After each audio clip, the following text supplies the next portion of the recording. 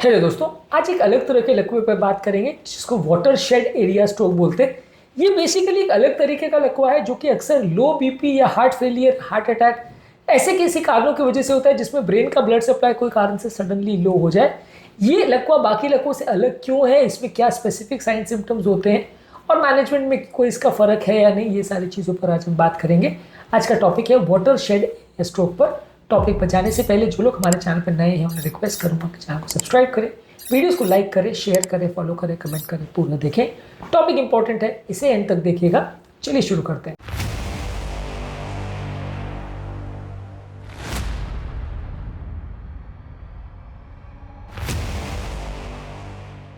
Watershed area का मतलब है कि बॉर्डर लाइन जोन अगर दो नलियों के बीच का है तो वहां पे हो सकता है अगर स्ट्रोक, तो उसको बॉर्डर लाइन स्ट्रोक या वाटरशेड एरिया स्ट्रोक बोलते हैं।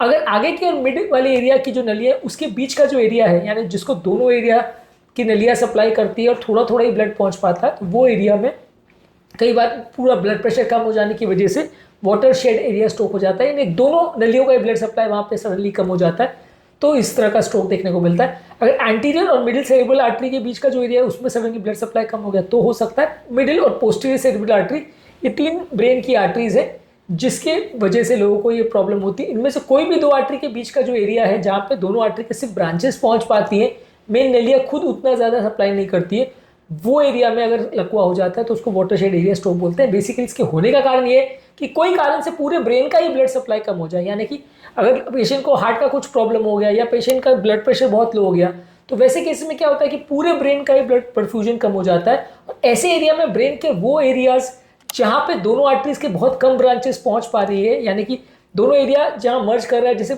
दो कंट्री के बीच की सरहद होती है, जैसे इंडिया पाकिस्तान के बीच का बॉर्डर होता है, बॉर्डर का एरिया में उसको नो मैन्स लैंड इसलिए बोलते हैं क्योंकि वहाँ कोई नहीं रहता, क्योंकि वो एरिया डिस्टर्ब जोन माना जाता है। तो यहाँ पे भी वो एरिया है जो दोनों आर्टरीज के बीच का बॉर्डर लाइन जोन है जहाँ पे ब्लड सप्लाई कम है, क्योंकि वो डिस्टर्ब जोन एक तरह से हो गया है।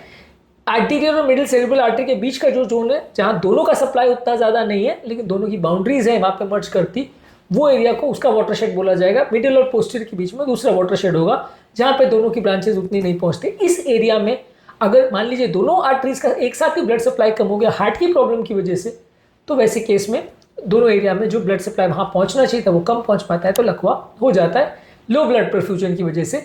इसके कारण थोड़े से अलग है बाकी लकवों में जहाँ क्लॉट जाने की वजह से होता है। यहाँ पे किसी व्यक्ति को अगर हार्ट फेलियर हो जाए या लो ब्लड प्रेशर हो जाए या हाइपोटेंशन या लो परफ्यूजन हो जाए तो लोग को हो सकता है।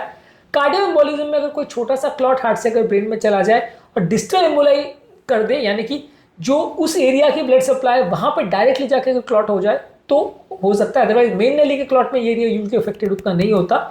इसके अलावा अगर किसी व्यक्ति को कैरोटिड आर्टरी स्टेनोसिस यानी गले की नलियों में चोक है तो वहाँ पे ये प्रॉब्लम हो सकती है।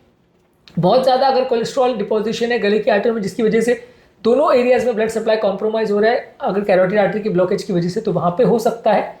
इसके अलावा हार्ट अरेस्ट अगर किसी व्यक्ति का चला जाए या कार्डियोजेनिक शॉक किसी व्यक्ति को हो जाए या कोई भी तरह का शॉक हो जाए जैसे लो बीपी हो जाए, तो वैसे व्यक्ति को प्रॉब्लम हो सकती है। ज़्यादातर किसी भी कारण से इसमें लो ब्लड प्रेशर होना, हार्ट फेलियर होना, कोई सर्जरी होना या इन्फेक्शन होना इसके कारण होते हैं। ज़्यादातर अगर इंटरनल कैरोटिड आर्टरी का सीवियर ब्लॉकेज हो तो भी ये हो सकता है। हार्ट की धड़कन की प्रॉब्लम खासकर एट्रियल फिब्रिलेशन अगर हो तो हो सकता है। हार्ट की अगर कोई सर्जरी हुई हो जैसे बाईपास सर्जरी, वाल्व की सर्जरी और एओर्टिक सर्जरी, तो भी यहाँ का लकवा हो सकता है।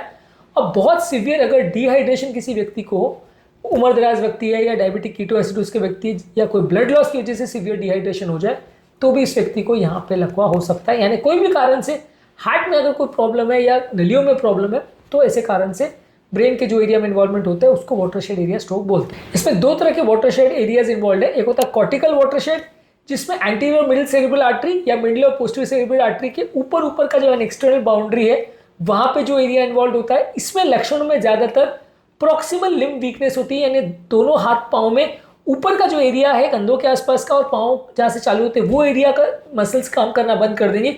हाथ और पाँव के जो नीचे का एरिया वो बराबर काम करेगा, ऊपर का एरिया काम नहीं करेगा। इसको man in a barrel syndrome बोलते हैं कि जैसे एक बैरल में आदमी को डाल दिया तो उसके बीच का एरिया काम नहीं कर रहा है लेकिन हाथ और पाँव का जो डिस्टल एरिया है वो काम कर पा रहा है, जितना एरिया बैरल के अंदर है वो काम नहीं कर पा रहा है। इसको man in a barrel syndrome बोलते हैं। यानी कि एक ट्यूब में किसी आदमी को डाल दो तो सिर्फ हाथ पाँव जो बाहर निकले उतना ही काम हो पाएगा, बाकी एरिया काम नहीं हो पाएगा। तो एक स्पेसिफिक सिंड्रोम है जो एक स्पेसिफिक तरह के लकवे के साथ एसोसिएटेड होता है। इसके अलावा एक होता है सब कॉर्टिकल वाटरशेड एरिया, जो कि डीप और सुपरफिशियल आर्टरीज के बीच में होता है, मिडिल सेरेब्रल आर्टरीज के बीच में। इसमें प्योर मोटर या सेंसरी लॉस या पेशेंट को याददाश्त का लॉस, ये सारी चीज़ें देखने को मिल सकती हैं। ज़्यादातर ये मैन इन बैरल सिंड्रोम एक अलग तरह का लकवा है, जिसमें व्यक्ति को हाथ और पाँव के मूवमेंट्स प्रिजर्व रहेंगे, लेकिन पूरी बॉडी का मूवमेंट कॉम्प्रोमाइज़ हो जाएगा। इसको डायग्नोज करने के लिए आप एमआरआई सबसे बेस्ट टेस्ट होता है, खासकर डिफ्यूजन वेटेड एमआरआई का प्रयोग करते हैं। ये वाटरशेड एरियाज के लकवों को डिटेक्ट करने के लिए सबसे बेस्ट होता है। सीटी ब्रेन कर सकते हैं, अगर पेशेंट का कोई ब्लीडिंग आपको सस्पेक्टेड है और पहले 24 घंटे में टेस्ट करना है तो सीटी ब्रेन को प्रेफर करते हैं। 24 घंटे के बाद अगर टेस्ट करना है तो एमआरआई ज़्यादा एक्यूरेट है। एमआरआई की सेंसिटिविटी ज़्यादा है, लेकिन पहले 24 घंटे में रिपोर्ट्स में गलती हो सकती है कि ब्लीडिंग है या क्लॉटिंग है, वो डिफ्रेंशिएट करना एमआरआई को मुश्किल पड़ता है, इसलिए पहले 24 घंटे में सीटी को प्रेफर करते हैं, उसके बाद में एमआरआई को प्रेफर करते हैं। सीटी और एमआरआई एंजियोग्राफी करते हैं, डॉपलर अल्ट्रासाउंड करते हैं गले की नली के लिए, और हार्ट की इवैल्यूएशन के लिए ट्रांसथोरेसिक या ट्रांसइसोफेजियल इकोकार्डियोग्राफी करते हैं। इसका मैनेजमेंट ज़्यादातर बाकी लकवों जैसा है, लेकिन थोड़ा इसमें फर्क है कि मान लीजिए हार्ट की प्रॉब्लम की वजह से हो रहा है, बीपी बहुत लो हो गया तो बीपी बढ़ाना है, डिहाइड्रेशन का कारण है तो उसको इंप्रूव करना है। अगर किसी क्लॉट की वजह से हुआ है तो जैसे लकवों के पेशेंट में थ्रोम्बोलिटिक थेरेपी आप देते हैं, क्लॉट गलाने की थेरेपी, वो आप पेशेंट को देंगे जो वो क्लॉट को गलाएगी। अगर सिर्फ बीपी कम होने की वजह से है तो वहाँ ये थेरेपी काम नहीं करेगी, पर अगर किसी व्यक्ति को क्लॉट की वजह से हुआ है तो वहाँ पे थेरेपी देंगे, या आप सर्जिकल द्वारा या कैथेटर द्वारा मैकेनिकल थ्रोम्बेक्टमी करेंगे, जिसमें कोई बड़ी नली में कोई क्लॉट है तो कैथेटर द्वारा आप निकाल सकते हैं, जिससे कि वहाँ का परफ्यूजन इंप्रूव हो सकता है। खून पतला करने की दवा, चाहे एंटीप्लेटलेट हो या एंटीकोएगुलेंट हो, और ये सारी थेरेपी जैसे कोलेस्ट्रॉल कम करने की दवाई, बीपी की दवाई, कोलेस्ट्रॉल की दवाई, शुगर की दवाई, ये सारी दवाइयाँ जैसे बाकी लकवों में दी जाती है वो सारी इसमें दी जाएंगी। लकवों के मेडिकल मैनेजमेंट पर हमने ऑलरेडी काफ़ी वीडियोस किए, वो आप देख सकते हैं हमारे चैनल पर। इसके अलावा कैरोटिड एंडाट्रेक्टमी भी कभी कभी करना पड़ता है, अगर कैरोटिड नली में बहुत सीवियर अगर ब्लॉकेज है तो वहाँ पे स्टेंटिंग या एंडाट्रेक्टमी करते हैं। ये प्रोसीजर कैसे होते हैं और किस तरह से करते हैं, इस पर भी हमने अलग से वीडियो किया, हमारे चैनल पर आप वो भी देख सकते हैं। रिहेबिलिटेशन भी बाकी जैसे लकवों का होता है, physiotherapy, speech therapy, cognitive therapy, ये सारी चीज़ें करते हैं। ये भी हमारे चैनल पर अलग अलग से वीडियोस अवेलेबल है। ये सारी मैं आपको डायरेक्ट इसलिए कर दे रहा हूँ क्योंकि ये अपने आप में बहुत बड़े बड़े टॉपिक है। मैं फिजिकल थेरेपी पे बात करूँ, स्पीच थेरेपी पे बात करूँ, कॉग्निटिव थेरेपी बताऊँ, उस पर ऑलरेडी पूरे वीडियोस अवेलेबल है, तो जिसको वो स्पेसिफिक टॉपिक्स पे इंटरेस्ट है वो वहाँ पर जाके देख सकता है। पर यहाँ पे मैं उसको बात करूँगा तो वो टॉपिक अनंत हो जाएगा, क्योंकि मेडिकल मैनेजमेंट का और थ्रोम्बोलिटिक थेरेपी का और बाकी सब थेरेपी अपने आप में सब एक एक फुल वीडियो के टॉपिक्स हैं, जिसको हम यहाँ पे डिस्कस करेंगे तो डिस्कशन काफ़ी डाइल्यूट हो जाएगा। इसके अलावा लॉन्ग टर्म इस तरह के पेशेंट्स में अगर माइल्ड इन्फेक्शन हो तो अच्छी रिकवरी होती है, सीवियर अगर इन्फेक्शन हो तो परमानेंट डिसेबिलिटी या डिसेबिलिटी हो जाती है, उसमें उतनी अच्छी रिकवरी नहीं होती है। कुछ लोग को अगर गले की नली का ब्लॉकेज है तो बार बार भी ये हो सकता है।